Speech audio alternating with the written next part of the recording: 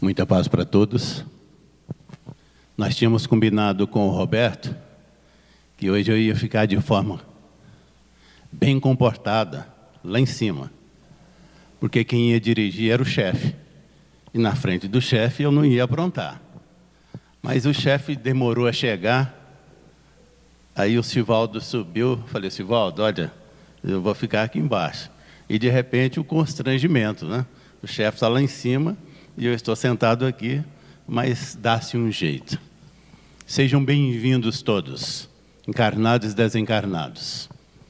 Talvez uma das maiores dificuldades que a alma humana carrega consigo, que nós carregamos conosco, seja a competência, a aquisição da competência para administrar o tempo.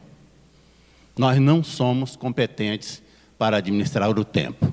Poderíamos perguntar para nós agora, para todos nós. Cada um pergunta a si. Mas que tempo? O tempo que Deus nos concede. O tempo que Deus nos coloca para que nós, nele, de forma disciplinada, ordeira, dentro de um projeto, nos realizemos. Na lição de hoje, que foi lida, certamente, que é a lição 10 do Fonte Viva, o Fonte Viva é um livro psicografado pelo nosso irmão Francisco Cândido Xavier, e ele traz lições das mais diversificadas, mas sempre com o comentário dos mais profundos do nosso irmão Emmanuel. A lição de hoje é sobre essa administração do tempo. Emmanuel, ele é muito objetivo. E a lição está, para quem quiser depois dar uma olhada em casa, esta lição que hoje nós estamos comentando, fazendo a nossa reflexão, é exatamente a última parte da Bíblia. Quando vocês pegarem a Bíblia, de trás para frente lá, vão lá no finalzinho, no capítulo 20, o versículo que nós vamos ver agora é o 21, mas o 22 não existe não. O 22 é só o encerramento.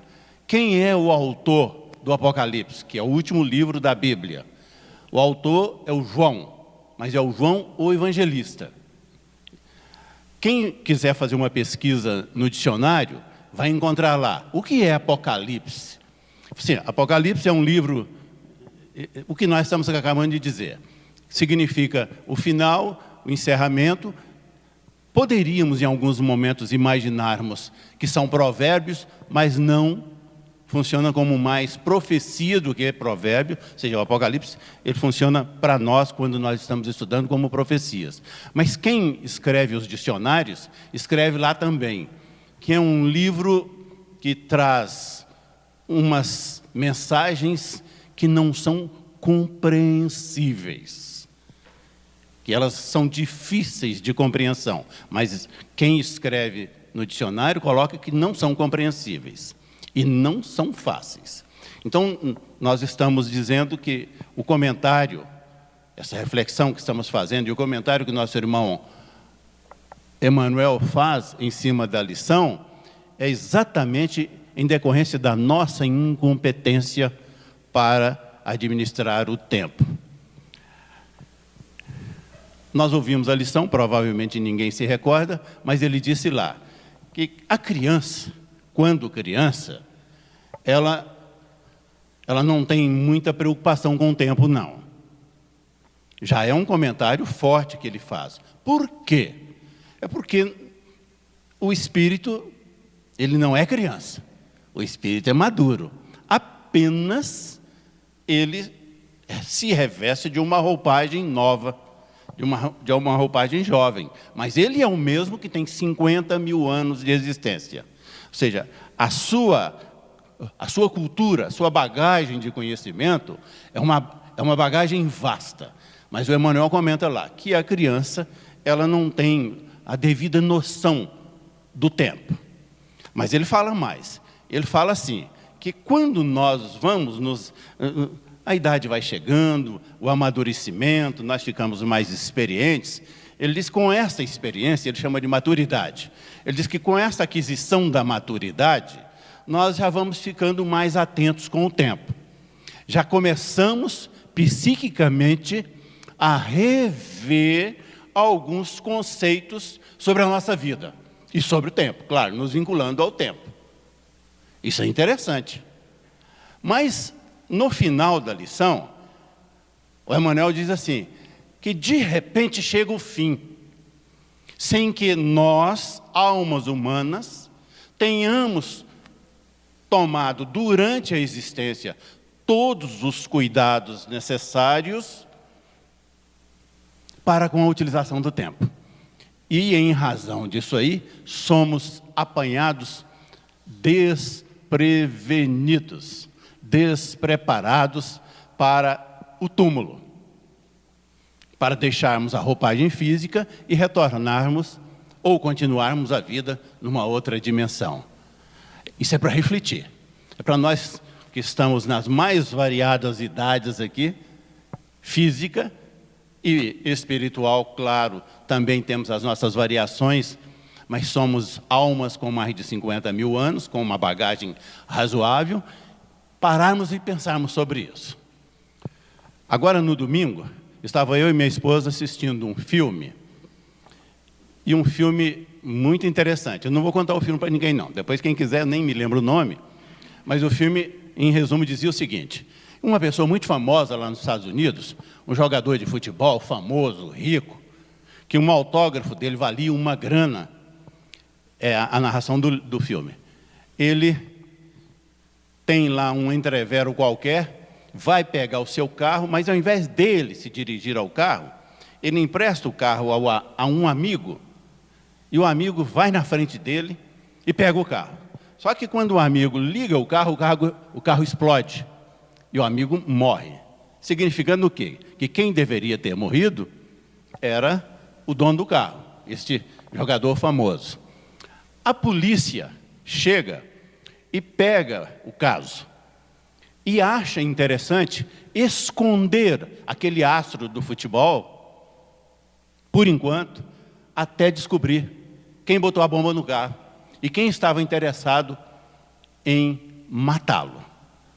Ele reluta um pouquinho em ficar escondido, em não se revelar para os familiares, principalmente, mas ele aceita.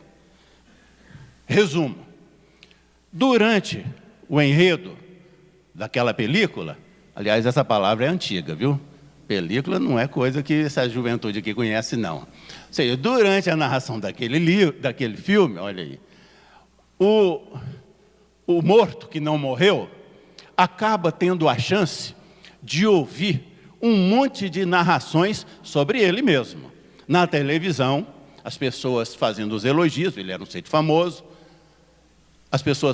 algumas pessoas fazendo elogios, outros falando da sua capacidade, da sua competência, mas como ele teve uns 2 ou 3 casamentos, inevitavelmente, as viúvas foram ouvidas.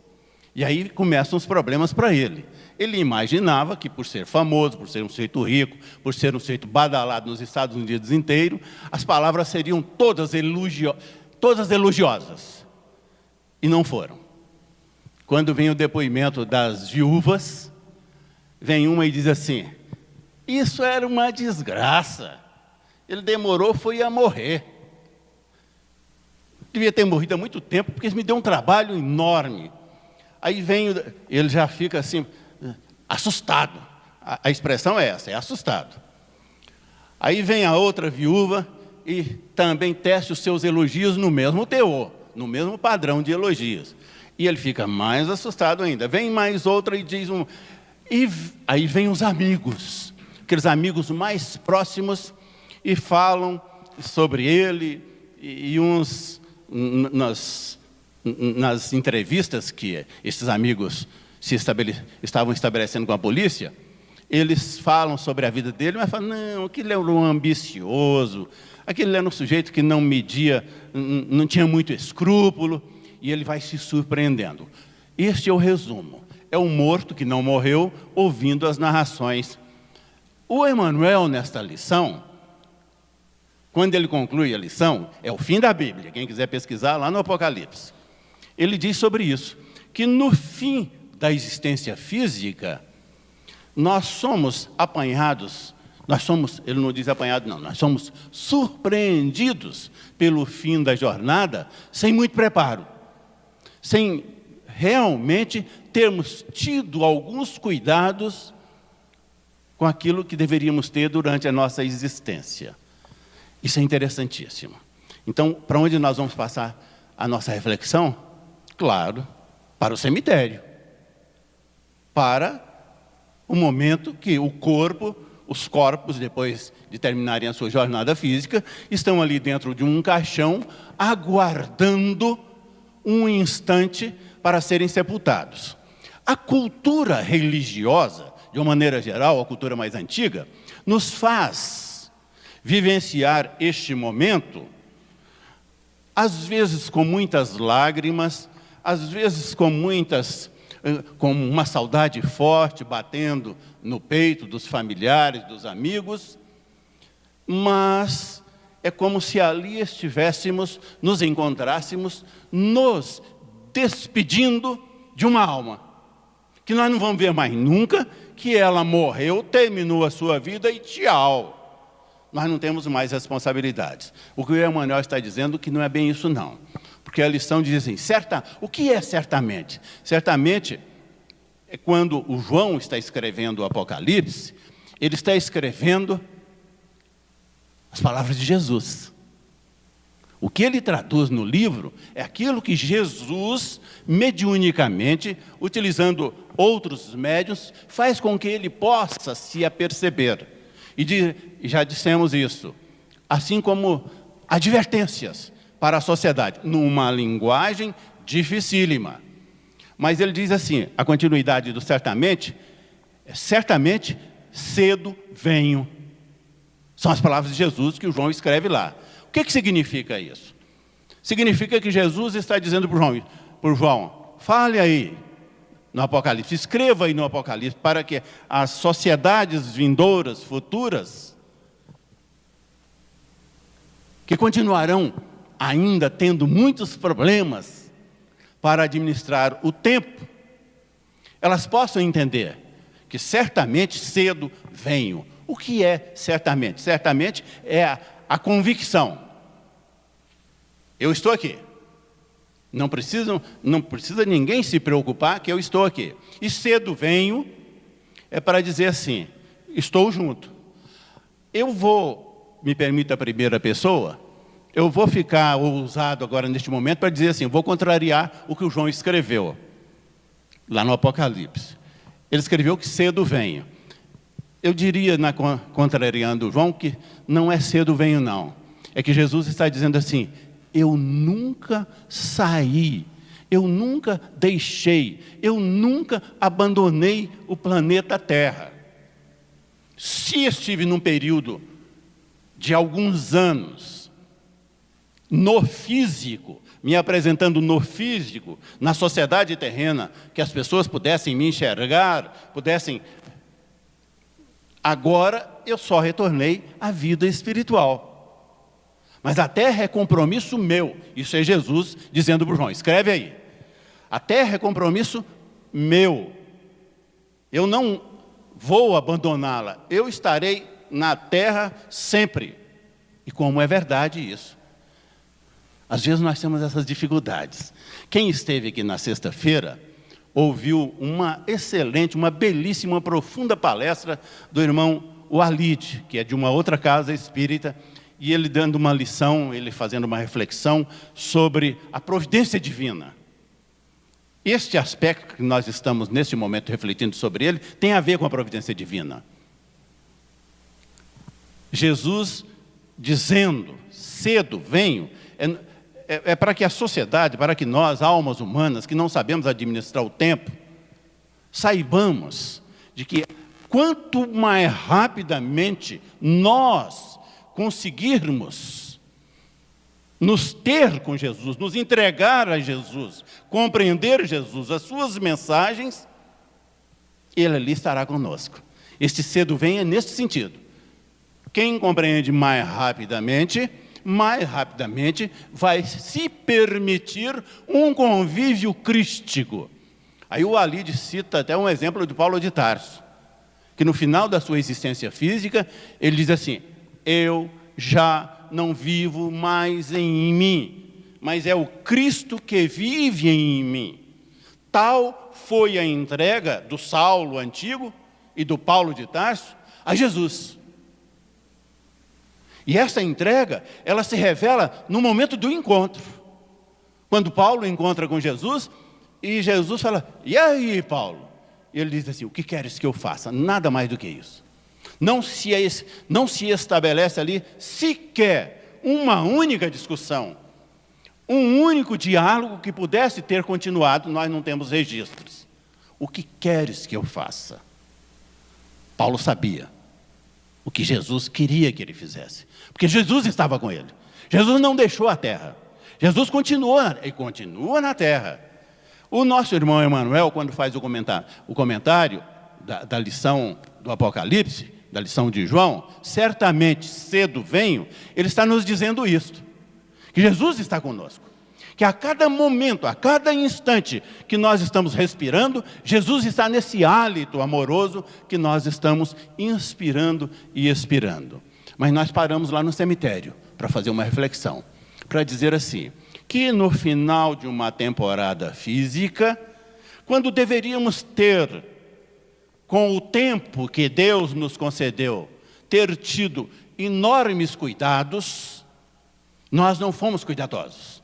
Nós somos descuidados, e a morte, o fenômeno chamado morte, e dentro da casa espírita nós estamos habituados a chamar de desencarne, nos pega de surpresa, nos surpreende, porque é como se nós comparecêssemos a um sepultamento e ali estivéssemos nos despedindo de alguém, assim: olha, eu vou ficar com muita saudade.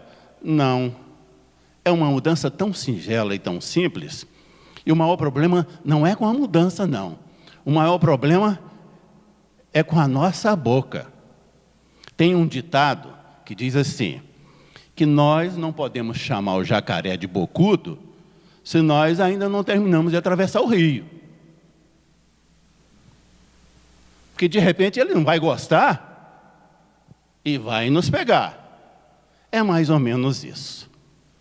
Ninguém vai morrer. Quem está com o corpo ali não morreu. Atento às falas. É o exemplo do jogador. Muitos nem tomam ciência de imediato que faleceram não, que morreram não. Mas estão ouvindo, ouvem bem, ninguém fica surdo só porque morreu. O espírito continua ouvindo, atento, o raciocínio atento, e aí ele começa a ouvir aquilo que rola num sepultamento, quando nós estamos lá velando o defunto. Fora da casa, lá no cemitério, normalmente faz umas rodinhas lá dos amigos, os ditos amigos, e aí eles tecem os comentários mais desairosos, os mais elogiosos, e que o defunto está ouvindo ali, e surpresos. Mas eu imaginava que da boca dos meus amigos, principalmente, às vezes ele não tem noção que morreu não, mas da boca dos meus amigos, principalmente dos meus amigos, eu pudesse ouvir palavras mais amenas. E os amigos estão lá, tecendo os elogios mais avançados, dizendo assim: isso quando era vivo não valia nada. Não valia, uma linguagem antiga, não valia um tostão furado. E o defunto ouvindo. O que o Emanuel certamente cedo virá é nesse sentido. Provavelmente, nestes comentários, nós ainda não nos apercebemos das lições crísticas. Nós ainda não conseguimos colocar na alma os ensinamentos crísticos para dizer assim: eu tenho que respeitar o meu próximo em qualquer circunstância. Mas eu não estou desrespeitando o defunto. Bem, nós estamos não é, isso é interessante dizer. Por mais que nós teçamos comentários sobre alguém, nós não mudamos a vida do alguém, não. Nós podemos falar o que quisermos. Podemos tecer os maiores elogios. Este alguém não vai deixar de ser o que é para se tornar santo só porque nós estamos falando.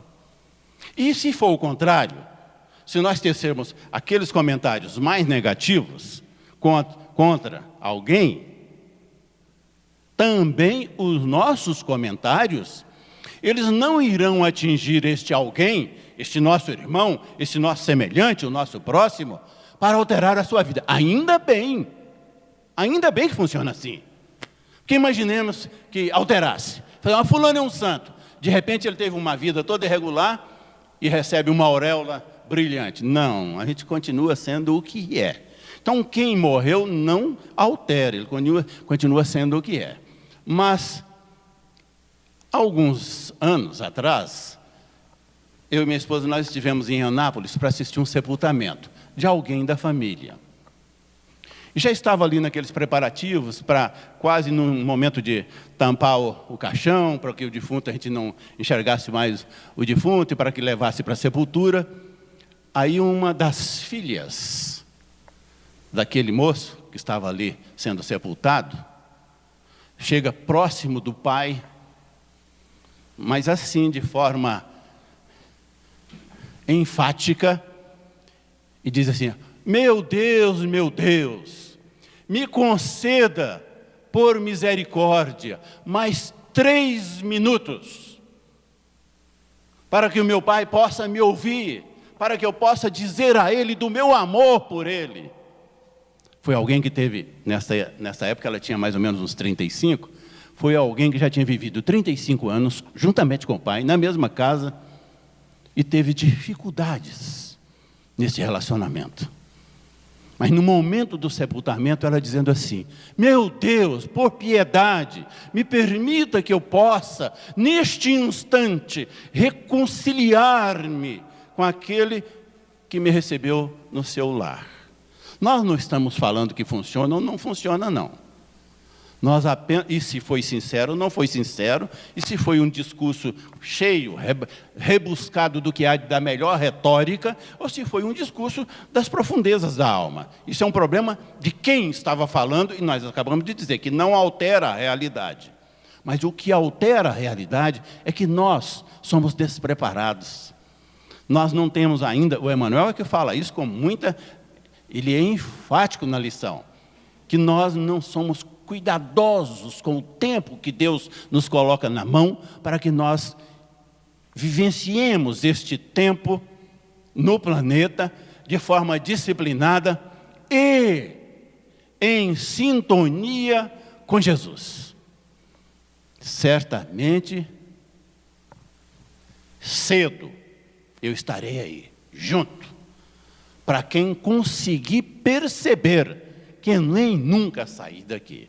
Então, as nossas dificuldades, como alma humana em administrar o tempo, ela acaba nos produzindo, ela acaba funcionando para nós com consequências, às vezes, das mais dolorosas.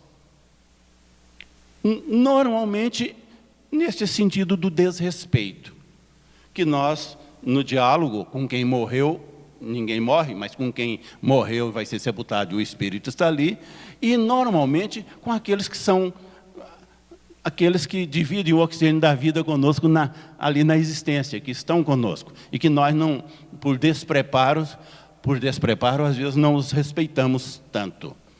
Mas, neste resumo de reflexão e neste encerramento, diríamos mais, que o grande drama é pessoal. Não é de quem teve o convívio e está tendo o convívio, não. O grande drama é pessoal, porque quando eu me dirijo a alguém que acabou de morrer, ou que ainda acabou de morrer, fosse a expressão, que continua vivo, mas que já passou para outra dimensão, ou que ainda não passou, mas que está no meu convívio diário, nas 24 horas, eu posso até em alguns instantes não ter das melhores palavras do vocabulário para ser utilizado, não. Mas o sentimento que eu estou vivendo e colocando nas minhas palavras, e que vão acompanhar as minhas expressões verbais, estes ficam, estes marcam. E estes não se apagam, por mais que nós tenhamos o desejo de implorar para Deus mais 3 minutos, para Ele nos conceder, nos 3 minutos, uma compreensão que nós ainda não podemos conquistar. Esses cuidados nós devemos ter, certamente que devemos. Muita paz para todos.